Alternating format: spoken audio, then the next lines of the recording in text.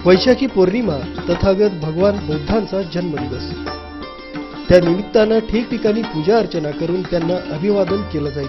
असंच आगळं वेगळं अभिवादन केलंय ते त्र्यंबकेश्वरच्या युवा चित्रकार सिद्धार्थ रवींद्र धारणे यानं। बुद्ध पौर्णिमेच्या निमित्तानं सिद्धार्थ यानं 3 फूट बाय 4 फूट उंचीचं ॲक्रेलिक ऑन कॅनव्हास प्रकारामध्ये भगवान बुद्धांचं चित्र रेखाटून त्यांना अभिवादन केलंय।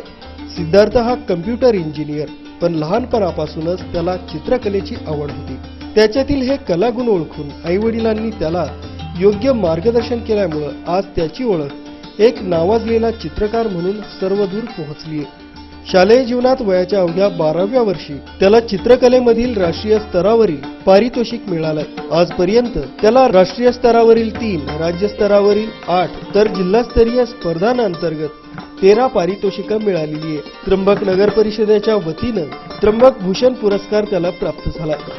श्री गंगा गोदावरी मंदिर संस्थानच्या वतीनं दिला जाणारा मानाचा गंगा गोदावरी पुरस्कार त्याला 2 वेळा मिळालाय। हा पुरस्कार सर्वात कमी वयामध्ये मिळवणारा सिद्धार्थ त्र्यंबक मधील एकमेव कलाकार आहे। सर्वप्रथम हा विषय किंवा हे चित्र मला का करावं असं वाटलं, याचं उत्तर काहीसं असेल, बुद्धा हे आज एक ग्लोबल आयकॉन आहे। विश्वाला शांतीचा मार्ग दाखवणारे किंवा शांतीचा संदेश देणारे बुद्धांची ओळख या प्रकारे निर्माण आहे। तर हे चित्र घेण्यामागचा एक मुख्य उद्देश हा होता की आज आपण बघतो सगळीकडे अशांतता किंवा जे युद्ध चालू असतात, अशा पातळीवरती आमच्या पुढच्या एक्झिबिशनसाठी एक छानसा शो स्टॉपर हवा होता आणि या सगळ्यांच्या प्रश्नाचं उत्तर हे आम्हाला एकाच ठिकाणी मिळतं, ते म्हणजे गौतम बुद्ध। आता या चित्राकडे जर आपण पाहिलं तर गौतम बुद्ध आणि कमळ यांचे एक वेगळं नातं आहे। बुद्धांच्या आयुष्यामध्ये काही चिन्ह आहेत, उदाहरणार्थ कमळ, चक्र हे त्यांच्या आयुष्यातील विविध घटनांशी संबंधित आहे। तसंच जे कमळ आहे ते बुद्धांच्या जन्माशी संबंधित आहे किंवा त्याचं प्रतीक किंवा चिन्ह म्हणून आपण कमळाकडे बघतो। दुसरी एक गोष्ट, कमळ हे कायम चिखल्यामध्ये येतं।